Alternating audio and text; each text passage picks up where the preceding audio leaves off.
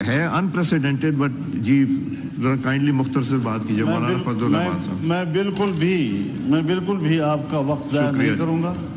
میں بالکل بھی پارلیمنٹ کے قواعد و ضوابط کو متاثر نہیں کرنا چاہتا اور بجٹ پر کم از کم ہماری گفتگو میں سمجھتا ہوں کہ اہم ہے. بہت سی ایشوز ایسی ہیں جس پر میں اپنی جماعت اور اپنے ووٹرز کا موقف دینا چاہتا ہوں. یہ ٹھیک ہے کہ مجھے تاخیر سے یہاں آنا پڑا ہے، میں بات مانتا ہوں، لیکن اگر آپ اس پہ کوئی اس وقت مجھے رعایت دینے کے لیے تیار نہیں، آپ کو پتہ ہے کہ رول سسپینڈ ہو جاتے ہیں بعض اوقات، لیکن آپ شاید سمجھتے ہیں کہ ایک ممبر کے لیے ہمیں رول سسپینڈ نہیں کرنے چاہیے، اس کو متاثر نہیں کرنا چاہیے. تو میں اپنی جو گفتگو ہے یا میرے جو تحفظات ہیں یا میں نے جو ایوان کے سامنے اپنے نظریہ یا نقطہ نظر پیش کرنا تھا، اگر آپ اس کی اجازت نہیں دیتے تو میں صرف ٹوکن واک آؤٹ کر جاؤں گا. آپ اپنا کارروائی جاری رکھیں. میں نے تو آپ کو فلور دے دیا مولانا صاحب، میں نے تو فلور دیا ہے بات کرنے کے لیے. روایت سے ہٹ کے ساری چیزوں سے ہٹ کے آپ کو دیا. سینئر آپ پارلیمنٹیرین ہیں، سینئر پارٹی کے ہیڈ بھی ہیں، اور آپ سے زیادہ قانون اور یہ کون جانتا ہے جتنی دیر آپ پارلیمنٹ میں رہے ہیں الحمدللہ. جی بسم اللہ الرحمن الرحیم، نحمدہ ونصلی علی رسولہ الکریم. جناب اسپیکر، میں آپ کا شکر گزار ہوں کہ آپ نے گفتگو کے لیے وقت بھی دیا اور گفتگو کا انتظار بھی کیا. مجھے کبھی یہ دعویٰ نہیں رہا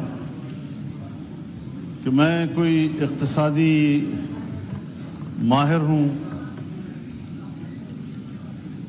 اور جو بجٹ کی روح ہے میں اس پر بحث کرتے ہوئے اس کا حق ادا کر سکوں گا. یقیناً ایوان میں ایسے فاضل اراکین موجود ہیں جو تکنیکی بنیادوں پر بجٹ پر بحث بھی کر سکتے ہیں، اعداد و شمار پر بات بھی کر سکتے ہیں. میں ان کے سیاسی پہلوؤں کو ذرا اجاگر کرنا چاہوں گا کہ 1988 سے میں اس ایوان میں کتنے بجٹ سن چکا ہوں، کتنے بجٹ میرے ہوتے ہوئے پاس ہوئے ہیں، اور ہر بجٹ پیش کرنے والی حکومت اس نے دعویٰ کیا ہے کہ یہ عوام دوست بھی ہے اور ملک کی ترقی کی راہ پر یہ بجٹ گامزن کرے گا ملک کو. اس تمام دعووں کے باوجود آج 75 سال کے بعد معاشی طور پر ملک کہاں کھڑا ہے، اس کو زیر بحث لانے کی بھی ضرورت نہیں ہے. شیشے کی طرح نظر آتا ہے کہ ہم دیوالیہ پن کے کنارے کھڑے ہیں. اور آج جو اس بجٹ میں آپ نے سب سے زیادہ توجہ دی ہے ٹیکس لگانے کے اوپر، اللہ اکبر، اللہ اکبر، اللہ اکبر. کہ آپ ٹیکس دیں تاکہ ملک کا خزانہ مضبوط ہو، ملک کا اقتصاد مضبوط ہو. جب حکمران اس قسم کا ڈیمانڈ قوم سے کرتے ہیں تو قوم کے بھی کچھ حقوق ہوتے ہیں. اگر آپ قوم کو وہ حقوق نہیں دے سکتے پھر کیا آپ قوم سے ٹیکس وصول کرنے کا حق بھی رکھتے ہیں؟ اس کے بدلے میں قوم آپ سے دو چیزیں مانگتی ہیں: ایک امن، جان مال اور عزت و آبرو کا تحفظ، اپنے انسانی حقوق کا تحفظ، اور دوسرا معاشی خوشحالی. عام آدمی کو یہ اطمینان ہو کہ میرے بچوں کے لیے اگلے ہفتے اور مہینے تک گھر میں خوراک موجود ہے، اس کا انتظام ہو سکتا ہے۔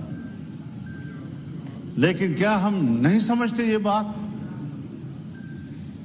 کہ ہمارے ملک میں ہر جگہ نہ صحیح لیکن بیشتر علاقوں میں صورتحال فاقوں تک پہنچی ہے، کاروبار ختم ہو چکے ہیں، اور میں تو دیکھتا ہوں ہم نے آپریشنز کیے، لوگوں کو کہا آپ گھر بار چھوڑ دیں، سوات سے لے کر وزیرستان تک تمام علاقوں کو خالی کر دیا گیا، عوام نے اپنے ملک کے اندر ہجرت کی۔ ہمارے وہ قبائلی خواتین جو اپنے خاص ماحول میں اور خاص کلچر کے اندر زندگی گزارتے رہے، انہیں آپ نے صحراؤں میں جا کے بٹھایا، ان کو بازاروں میں بھیک مانگنے پر آپ نے مجبور کیا، اس کے چادر کو تم نے تار تار کیا، اور ابھی میرے پاس وفود آئے ہیں، ابھی میرے پاس وفود آئے ہیں۔ مسعود قبیلے کا وفد آیا کہ پچھلے سال ہمارے ساتھ ایک مکان اگر مکمل تباہ ہے تو 4 لاکھ روپے، اور اگر جزوی طور پر نقصان ہوا ہے تو 1,60,000 روپے، اور وہ بھی لوگوں کو پیسے نہیں دیے گئے، اس کا ٹوکن دیا گیا۔ وہ ٹوکن ابھی تک جیبوں میں لیے پھر رہے ہیں، ایک شخص کو ادائیگی نہیں ہو رہی۔ آپ بتائیں 4 لاکھ ایک مکان بنانے کے لیے، کیا 4 لاکھ پر آپ کے گھر کا غسل خانہ بھی بن سکتا ہے؟ اور آپ ان کو کہنا ہے کہ پورا گھر بنانا ہے۔ 1,60,000 پہ آپ نے 1-2 کمرے بنانے ہیں جو گر گئے تھے۔ کیا مذاق دنیا کے ساتھ ہو رہا ہے؟ آج چمن کے اوپر، بارڈر کے اوپر 9 مہینے سے لوگ بیٹھے ہیں، در بدر بیٹھے ہوئے ہیں۔ آپ وہ شرائط ان کے اوپر لگا رہے ہیں کہ جو شرائط سرحد پر بیٹھے ہوئے لوگوں کے اوپر دنیا میں نہیں لگائے جاتے۔ پوری دنیا میں سرحد پر رہنے والوں کو کچھ خصوصی مراعات ملتی ہیں، اور وہ بھی وہ بارڈر جو بین الاقوامی طور پر ریکگنائزڈ ہو۔ ہندوستان پاکستان کا سرحد طے شدہ ہے۔ پاک افغان بارڈر کو میں اور آپ پاک افغان بارڈر کہہ رہے ہیں، کیا افغانستان بھی اس کو پاک افغان بارڈر کہتا ہے یا اس کو ڈیورنڈ لائن کہتا ہے؟ کیا یہ کسی سمجھوتے کی بنیاد پر ہوا تھا کہ ایک ہی آدمی کا گھر، اس کا صحن پاکستان میں ہے، کمرے افغانستان میں ہیں، ایک ہی گاؤں کی مسجد، اس کا محراب افغانستان میں ہے اور اس کی مقتدی جو ہے وہ پاکستان میں کھڑے ہوتے ہیں؟ چمن میں جائیں، کتنے لوگ ہیں کہ جن کے گھر پاکستان میں ہیں اور جائیدادیں افغانستان میں ہیں، زمینیں وہاں کاشت کرتے ہیں، وہاں سے مال لاتے ہیں، اپنا کمایا ہوا گھر میں لاتے ہیں۔ آج وہاں پر آپ کر کیا رہے ہیں کہ لوگ بیٹھے ہوئے ہیں، متبادل کوئی ان کے پاس آپ کا تجویز نہیں ہے کہ آپ اس کو کیا روزگار دے رہے ہیں۔ وہ مزدوری کرتے ہیں، بچوں کے لیے کماتے ہیں۔ میں آپ کو بتاؤں جناب اسپیکر، اب نوبت یہاں تک پہنچ گئی ہے کہ گھروں کے اندر، میں بڑی ذمہ دار فورم پر بات کر رہا ہوں، کہ گھروں کے اندر ہماری ماؤں بہنوں نے اپنے زیورات بیچ دیے ہیں، بالیاں بیچ دی ہیں، اور وہ اپنے روزگار کی فکر میں ہیں۔ وہ ختم ہو گئے پیسے، اب گھروں کے دروازے اور کھڑکیاں وہ بیچنے پہ مجبور ہو گئے ہیں کہ کس طریقے سے ہم دن رات گزاریں۔ اور ریاست اس حد تک شقی القلب ہو چکی ہے کہ ان کو احساس تک نہیں ہے کہ یہ ملک کے باشندے ہیں اور ان کو کیا گزر رہی ہے۔ 9 مہینے تک لوگ بیٹھے ہوئے ہیں، کوئی احساس ہے اس بات پر میرے پاس انگور اڈے کا وفد آیا, بھرپور وفد آیا, اور کہا صاحب آپ تو آئے ہیں ہمارے گاؤں میں. میں نے کہا جی میں آیا ہوں آپ کے گاؤں میں, تو آپ بتائیں وہاں ہماری کیا پوزیشن ہے. میں نے کہا میری رات افغانستان میں تھی اور میرا جلسہ پاکستان میں تھا. ڈیورنڈ لائن انہوں نے مجھے بتایا کہ یہ لکیر ہے, کسی کے گھر کے بیچ میں سے گزر رہا ہے, کسی کے مسجد کے بیچ میں سے گزر رہا ہے. ان لوگوں پر آپ اس قسم کے قدغنے لگائیں گے. غلام خان کے اوپر یہ صورتحال بن رہی ہے, جمرود کے اوپر یہ صورتحال بن رہی ہے. ذرا اپنے شرائط لگائیں, لیکن ان کے لیے قابل برداشت بھی تو ہوں, قابل عمل بھی تو ہوں. بس ملک سے وفاداری اور حب الوطنی کا دعویٰ, اس پر آپ قبضہ کر لیتے ہیں, اور جب آپ سے کوئی اختلاف رائے کرتا ہے پھر آپ ملک کے دشمن ہیں. آپ تو ملک کو کمزور کرنا چاہتے ہیں.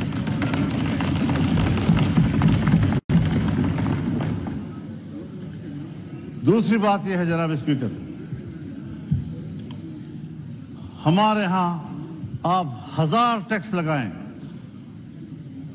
میں پارلیمنٹیرین بھی ہوں, 40 سال اس سیاست کی خارزار وادی سے گزر کر آج کھڑا ہوں. ان صحراؤں کو میں نے عبور کیا ہے. آپ کے ملک کے عوام آپ کو ٹیکس نہیں دیں گے, اس لیے کہ عوام کو آپ پر اعتماد نہیں ہے. اور یہ بات میں کسی ایک پارٹی کے لیے نہیں کہہ رہا ہوں. اگر میری حکومت ہو اور میں ٹیکس لگاؤں گا تو میرے ہوتے ہوئے شاید لوگ اعتماد نہ کریں, اس لیے کہ لوگوں کو پتہ ہے کہ میرے ٹیکس وصول کر کے اس کو باہر کے قرض میں دیا جائے گا, IMF کے قرض میں دیا جائے گا, ورلڈ بینک کے قرض میں دیا جائے گا.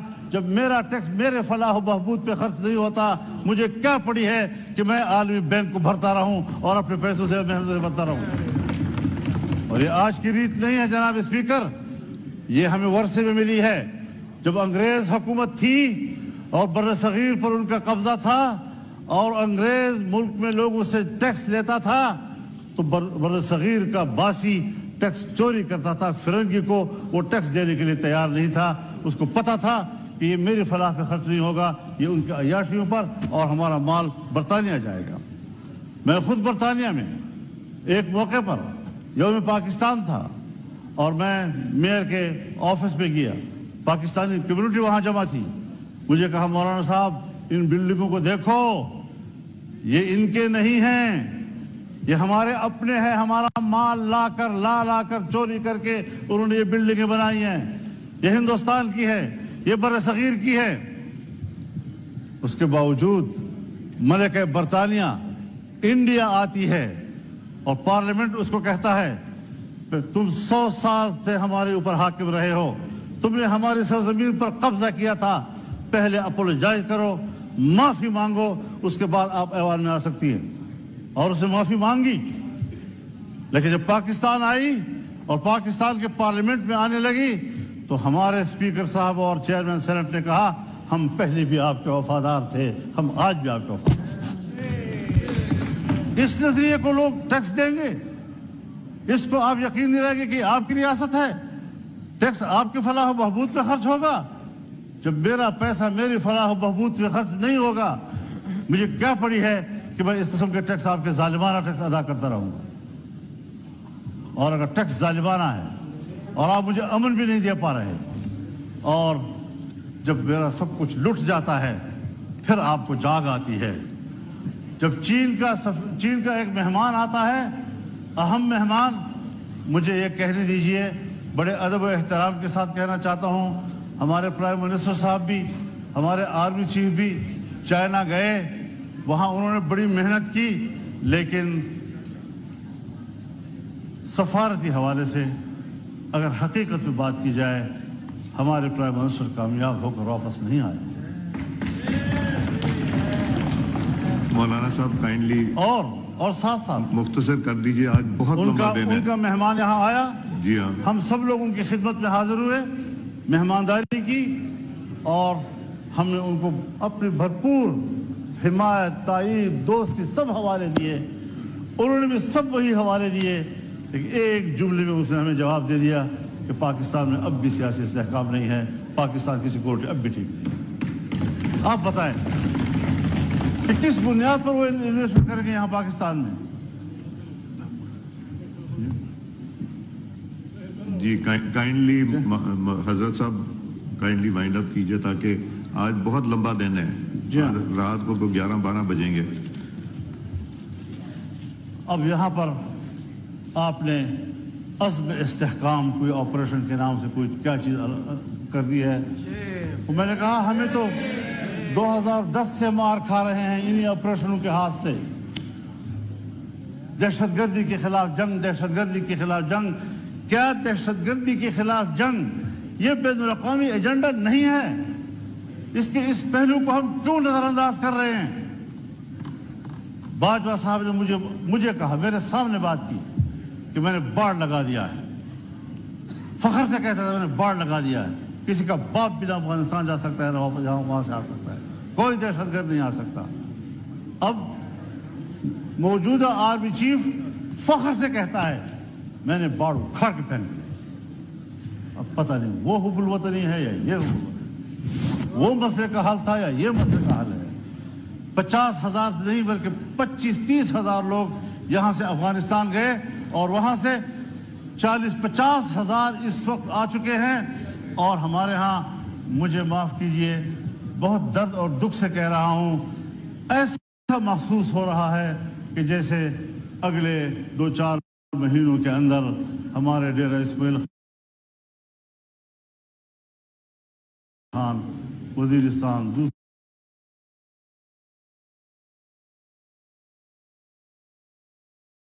دوسرا وزیرستان، لکی مروت، کرک، بنو، ان علاقوں میں امارت اسلامیہ قائم ہو جائے، اور پاکستان کی نظر نہیں آ رہی، مغرب ہوتی ہی تمام تھانے بند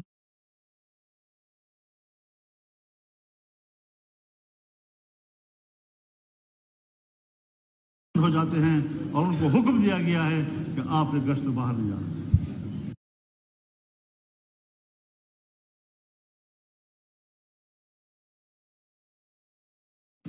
یہ ہے آپ کی ریٹ۔ جی ٹھیک ہے، کہاں کھڑے ہیں ہم لوگ؟ تو فکر بندی کی بات ہے حضرت۔ جی یہ آپریشن میں نے پہلی بھی عرض کی ہے، آج بھی کہتا ہوں، یہ عزم استحکام نہیں، یہ چین کو جواب دے رہے ہیں کہ جس عزم استحکام کی بات کی تھی آپ نے، اب ہم وہ استحکام لانا چاہتے ہیں، لیکن ہر چند کے ہے نہیں ہے، یہ استحکام عزم نہیں ہے، یہ عزم استحکام کی طرف ہم جا رہے ہیں۔ ہمیں سوچنا پڑے گا، میں کم از کم تضادات کا شکار نہیں ہوں، میں فکری یکسوئی کا علمبردار ہو کر آپ کے سامنے بات کر رہا ہوں کہ اس طریقے سے اگر آپ قوم کو ہانکتے رہیں گے، پاک PWD کو آپ ختم کر رہے ہیں، ہزاروں ملازمین کو آپ بے روزگار کر رہے ہیں، اتنا بڑا محکمہ جو پاکستان سے پہلے کا ہے، ان تمام محکموں کی ماں ہے، آپ نے کس سے مشورہ کیا؟ میں تو یہ دعویٰ بھی کرتا ہوں کہ یہ جو عزم استحکام پالیسی آپ لا رہے ہیں، اسٹیبلشمنٹ کا بھی آپس میں مشورہ نہیں ہے، ان کی بھی کچھ لوگ کچھ کہہ رہے ہیں تو دوسرے لوگ کچھ کہہ رہے ہیں، باہر آپ کچھ بیان دے رہے ہیں، پرائم منسٹر ہاؤس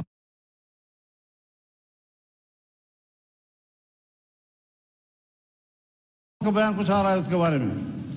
یہ چیزیں سیدھی کرنی ہوں گی، اس پر مشاورت کرنی ہوگی، یکسوئی پیدا کرنی ہوگی۔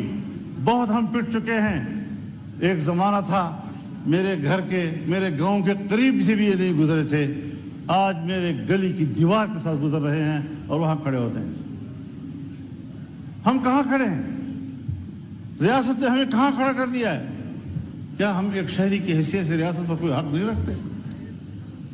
تو اس ساری صورتحال میں دیکھیں، آپ کی جمہوریت اپنا مقدمہ ہار چکی ہے، پارلیمان اپنا مقدمہ ہار چکے ہیں۔ جب آپ الیکشن میں دھاند لیا کریں گے، اسٹیبلشمنٹ دھاند لیا کریں گی، جعلی پارلیمنٹ وجود میں آئے گی، تو پھر یہی اثر ہوگا کہ عوام آپ پہ اعتماد نہیں کرے گی۔ جی شکریہ مولانا صاحب، مہربانی مائک کھولے کو بنائیں، جی مشاورت کے عمل کو وسیع کریں۔ ٹھیک، آپ پر ذمہ داری ہے، آپ کو نہیں لینی چاہیے تھی ذمہ داری۔ میں نے مشورہ آپ کو دیا تھا کہ یہ پنگا مت لو، لیکن آپ نے پوچھا پنگا کسے کہتے ہیں، تو میں نے کہا وہ پھر لے کر ہی پتہ چلتا ہے اس کو۔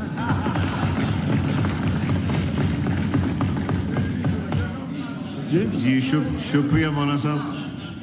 وہ کسی نے کہا نا دوسرے حضرت سے صاحب، کہ پنگا کسے کہتے ہیں، انہوں نے کہا لے کر پتہ حضرت چلتا ہے۔ صاحب جی حضرت تو صاحب میں بہت مہربانی۔ یہ کچھ گزارشات تھی، جی شکریہ۔ کچھ رہ بھی گئی، لیکن یہ ہے کہ ذرا ان لوگوں پر رحم کیجئے۔ تفتان کی صورتحال بھی یہی بنتی جا رہی ہے، وہاں پر بھی انتہائی جو ملک کے مفاد میں سب کچھ ہو رہا ہے اس کو راستے میں روکے جا رہا ہے۔ بہت میں مہربانی۔ آپ کا بہت شکر گزار ہوں، شکریہ۔ اور میں نے اگر دخل در معقولات کیا ہے اور آپ کے نفس کو متاثر کیا ہے، اس پر آپ سے معذرت خواہ بھی ہوں، لیکن بہرحال درد دل تھا جو آپ کے سامنے رکھا ہے اور پوری قوم کے سامنے رکھا ہے، اور انشاءاللہ یہ درد دل کا سلسلہ چلتا رہے گا انشاءاللہ۔ شکریہ جی۔ The house is adjourned to